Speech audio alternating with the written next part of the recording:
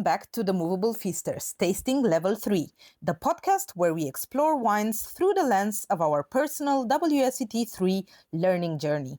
I am Andrea from the Movable Feasters, and each week we dive into a new wine, unpacking its grape, its region, and tasting it using the SAT. Whether you are studying for WSET or just love discovering new wines, this podcast is for you.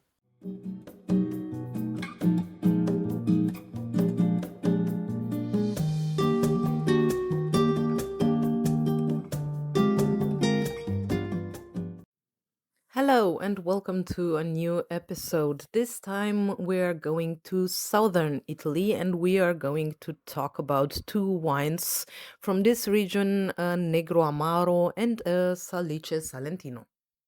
But before we start, I would like to ask you something. Since you have gotten with us to the 7th episode, I am guessing you are getting some value out of this podcast.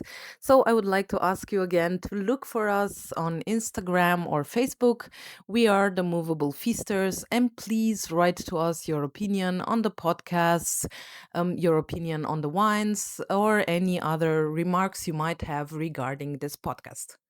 This podcast only can live and go on if people are enjoying it, and the only way we can find that out is if you reply to us or send us a message. So we would greatly appreciate that. Now, back to southern Italy. As we told you, we live in Germany, so we are lucky enough that we have many wine regions in a short flight distance. So as you've noticed, we are often traveling to wine regions. Last episode, I talked about Piemonte because we spent a weekend a couple of weeks ago there. But for this episode, I am going to southern Italy. I have chosen southern Italy because we have also spent a week there in Puglia with our children. And during this week, we got a chance to try some of the wines that are being mentioned in the book. If you didn't catch the last episode, I'm going to tell you now again what are the wines that are recommended in the list of recommended tasting samples for WSET.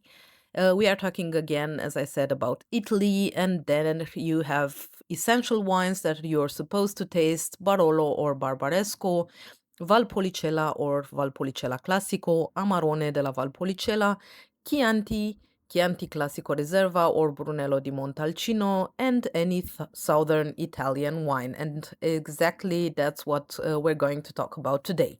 So these are the red wines. For the whites, you only have an essential wine, the Veneto Pinot Grigio, and you also have some optional wines, the Pinot Grigio from Alto Adige, Trentino, or Friuli Venezia Giulia. Also a Soave or Soave Classico. Another wine that's recommended for Italy is in the category of sparkling wines, an Asti or a Prosecco. So we are now starting with the theory part as usual, and as I've said in the previous episode, the book is divided in chapters for Italy. You get northern Italy, central Italy, and southern Italy. Since we are talking about wines from Puglia, we of course are talking this time about southern Italy. This chapter is divided in the book in some smaller geographical parts. So they are talking about Campania, Basilicata, and Puglia. And you wouldn't have completed southern Italy, of course, without talking about Sicily. Even though Puglia is quite a big wine producer in Italy, the part of the chapter that's talking about it's rather small, so we don't have that much information. But we do find out that they have a hot climate in Puglia. So that is the reason why this region is dominated by black grapes, and the grapes that are mentioned are, of course, Negroamaro and Primitivo. Primitivo, also known as Zinfandel in the New World. The book also mentions the fact that if the wines are produced in high yields, they usually carry the name of Puglia IGT. But if the producers are trying hard, they will control the yields and produce some high quality wines. The red wines are usually full bodied with medium tannins and acidity and high alcohol. This information is valid for the wines that are mentioned, Negroamaro and the Salice Salentino. Regarding the Negroamaro, the book mentions its baked red and black fruit aromas, and for the Salice Salentino, it mentions the ripe berry fruit. And that would be almost all information you get in the book on Puglia. If we get the chance, we might talk in the future about other wines from Campania, Basilicata, or Sicily. So, as I said, I'm going to talk about two wines. The first wine I'm going to mention is the Negro Amaro. We are going to go together through the SAD and compare it to the information we get out of the book. So, we are starting with the appearance. We had a clear wine with a deep color and with garnet as the main visible color. Going to the nose, we had a clean nose with pronounced aromas that went from primary. So we had some black currant, blackberry, some plum marmalade, and black plums.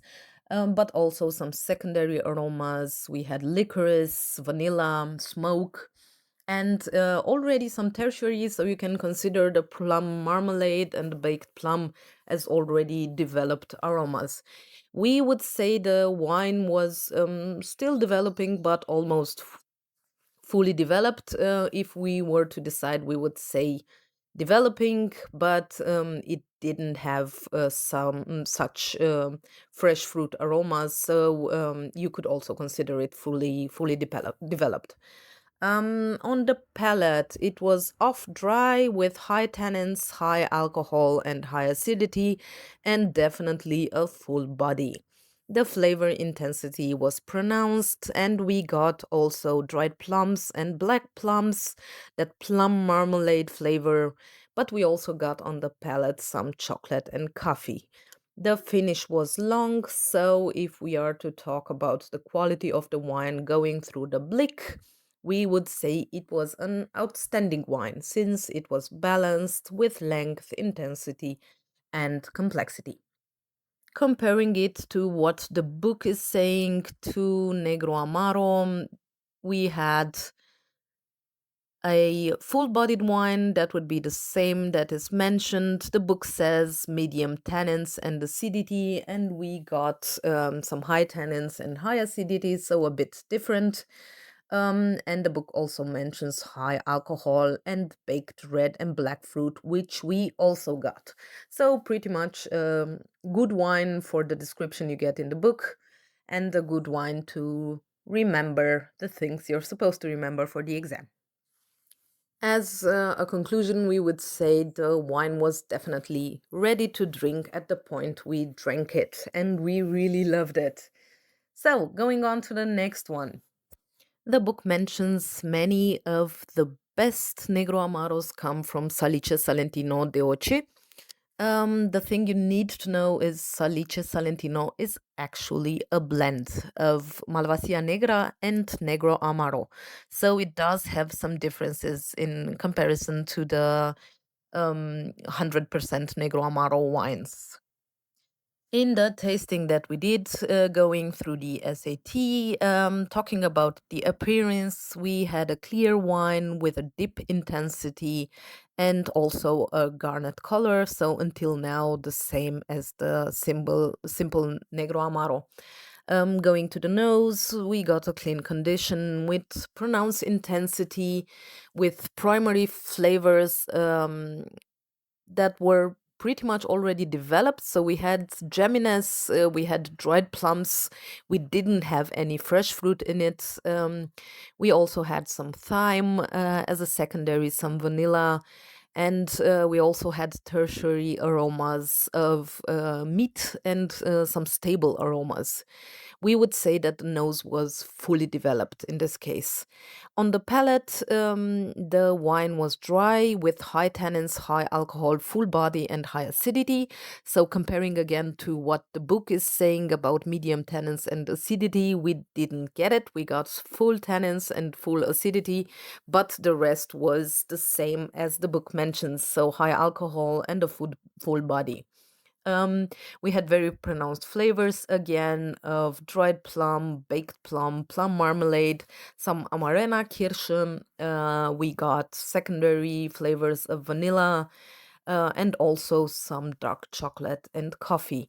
We had at this wine a long finish. Regarding the quality of the wine, going through the blick, we got again an outstanding wine.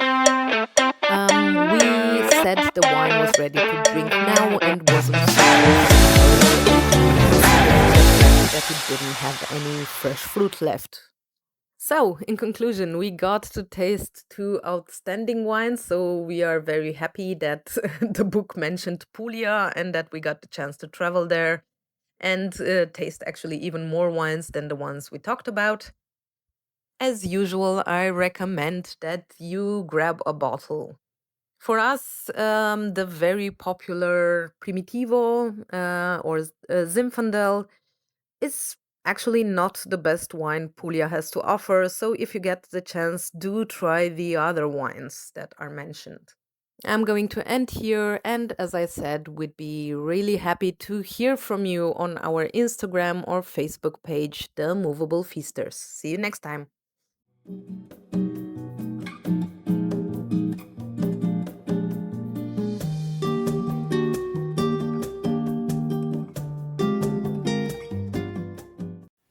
That's a wrap for today's episode of Tasting Level 3.